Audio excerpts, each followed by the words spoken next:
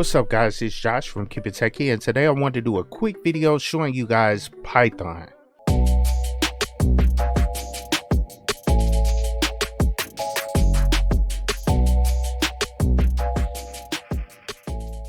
So as I stated in the intro of the video, I want to talk to you guys about Python, and I want to show you guys how to actually install it on a Linux operating system.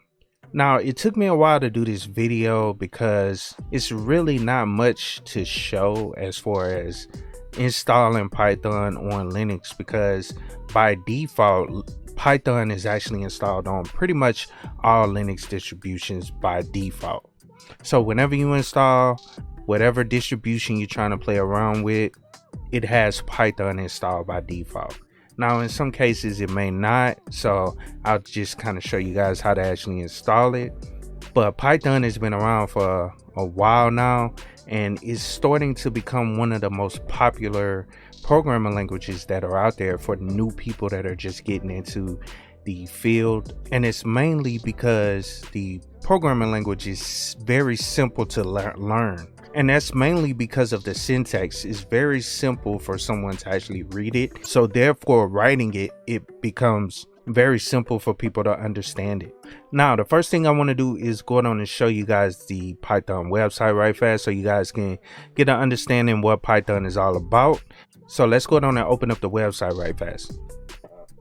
Okay, cool. So I'm at the Python website. It's python.org, and I'll link that down in the description below.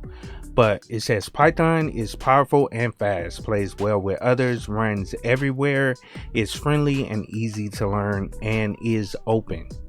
Okay, and one thing I want to say about this website basically has everything you need to understand the Python language. It's the best resource out there. Now, I know you can go through and watch a lot of YouTube videos that'll kind of walk you through it, but this has the full resources on how to actually learn the language. You can go through and learn functions, you can go through and learn arguments, using keywords, as well as working with different data types. This website is the best resource for you to actually learn the actual language. It also has a whole bunch of examples that you can download and then put on your system, where it'll give you a good example on how to actually use it. Now, let me go to the about page, which I was just at. I just wanted to show you guys some of the resources. So it says getting started. Python can be easy to pick up whether you're a first-time programmer or you're experienced with other languages. The following pages are useful first steps to get you on your way to writing programs with Python. So beginner's guide for programmers, beginner guide for non-programmers. So anybody that has no experience programming before, then this is the guide for you right here. It says beginner, and then the next one is beginner guide, download and installation. So that's basically how to install it. You can install it on Windows, you can install it on Mac OS, and of course Linux, like I stated. And then below that it says code samples and snippets for beginners. So I'm gonna click on that right fast.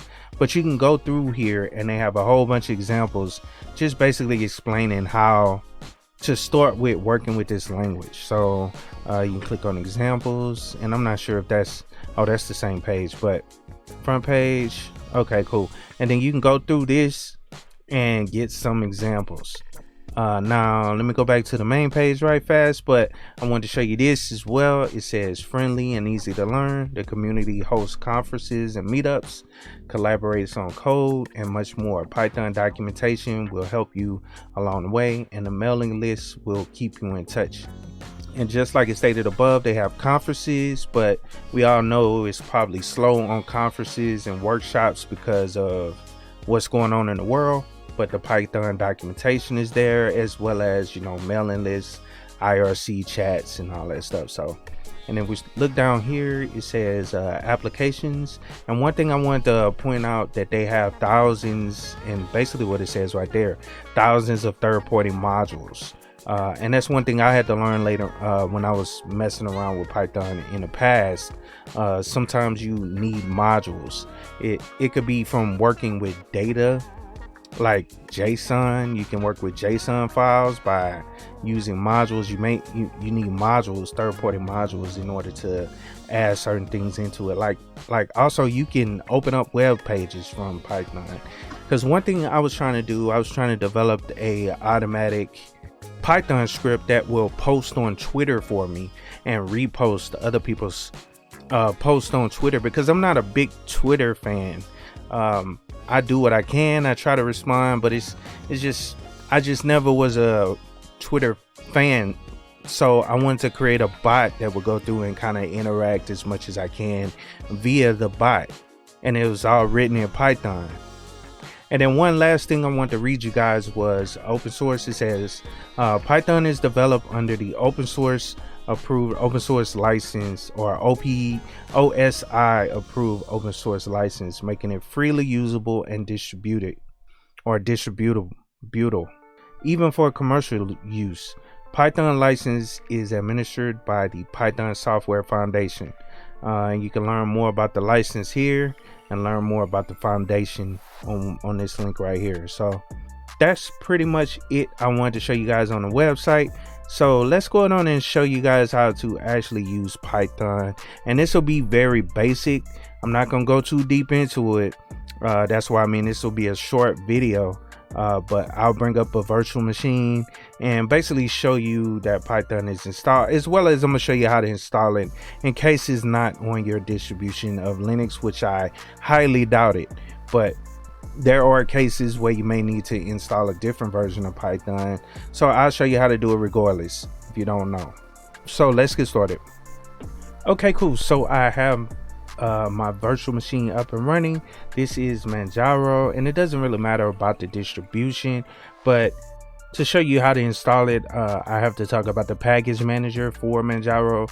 So it's an Arch-based distribution. I have to use Pacman in order to install Python.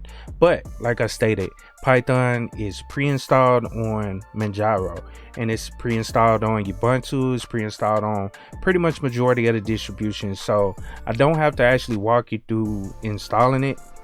It's already there, but let's go on and open up the terminal so we can verify that. And let me actually just show you how to install it in case you need to install it.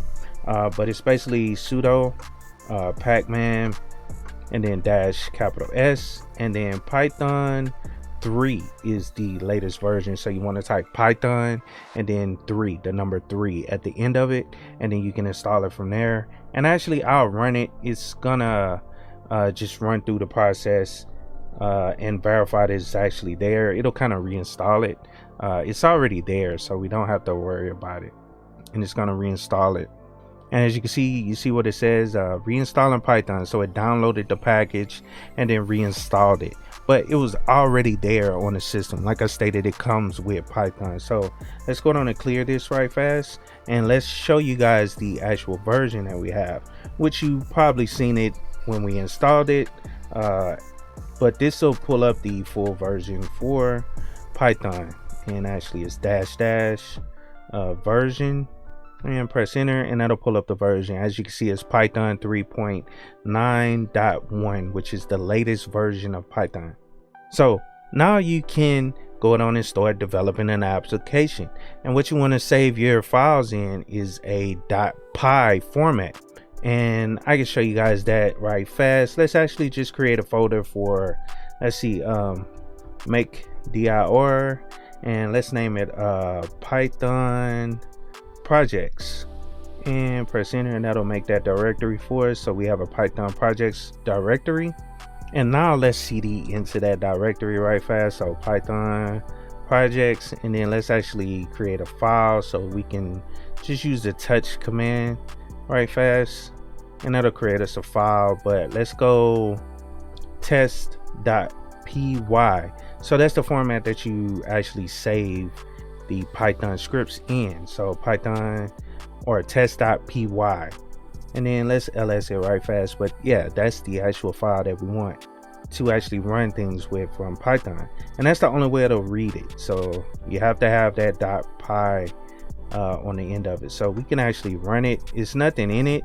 It may fail, or it's not going to do anything because it's nothing within that file.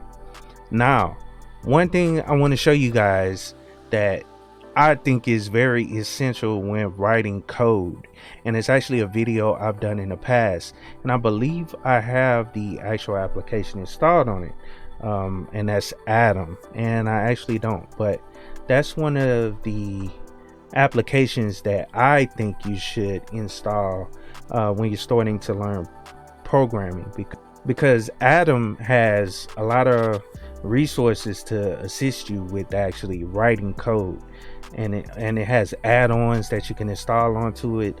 It's called, so basically, let me go down and install it right fast, but I've done a video on it in the past, but this is one of the things you want to actually install once you start learning how to write code.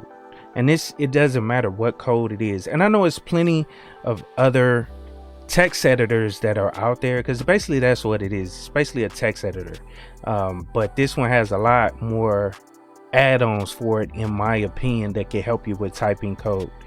And so let's go down and open up the application.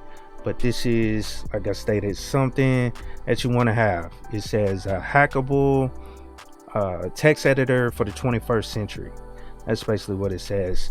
And one thing about it, when you open it up, and I'll show you guys right fast, it should bring up the welcome page. Yeah, there we go, the welcome page. So this is Atom. Now you can go through, like I said, refer back to that video if you want to get some information on installing packages, installing themes, and all that stuff, and I'll link it up in the video, in the top of the video. You guys will see it pop up in a second.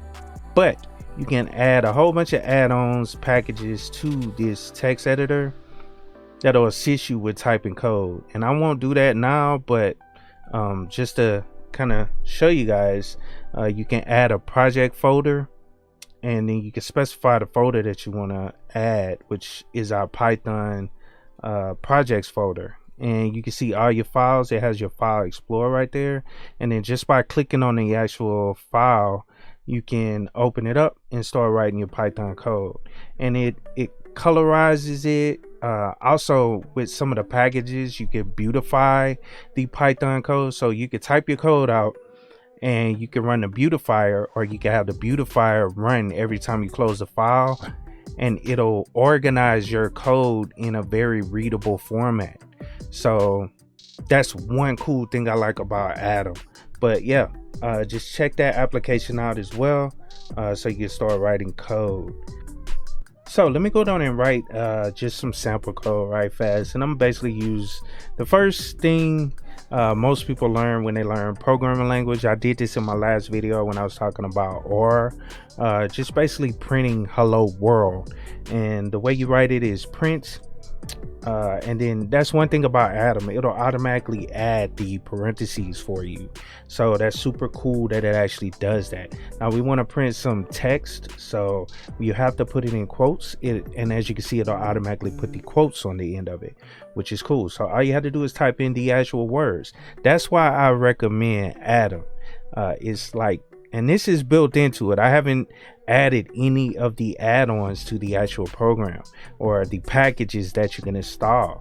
So just out the blue, it'll go on and figure out what you're trying to do based on what you type. So let's type hello and then world with a exclamation point on the end of it, and we are good on that. Let's press enter, and actually you can hit Control S, and this will save the actual Python script that we had. And I wish I hadn't closed out the terminal, because I'm basically run the code with it still open. So that's one thing about Python. When you're developing, you can keep the actual terminal open, and you can actually run your code as you add things to it, just to see if you get any errors or syntax errors, and you can go through and see if your code is actually working.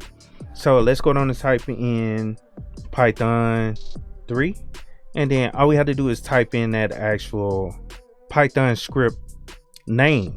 And actually I should have cd to or change directories to the Python projects folder, so let's do that first. So Python projects, and let's go down and type Python 3, and then let's type in that test.py and press enter, and as you can see, it prints out hello world. Now this is only the beginning step. like I said, I don't want to go too deep into it. I do have some sample code I could possibly show, but I didn't want to go too deep. I want you guys to actually kind of go through and research this and learn it for yourself, because that's how you get good at working with programming languages. You actually have to go in and actually do it. No one is going to actually hold your hand and teach you how to do this stuff.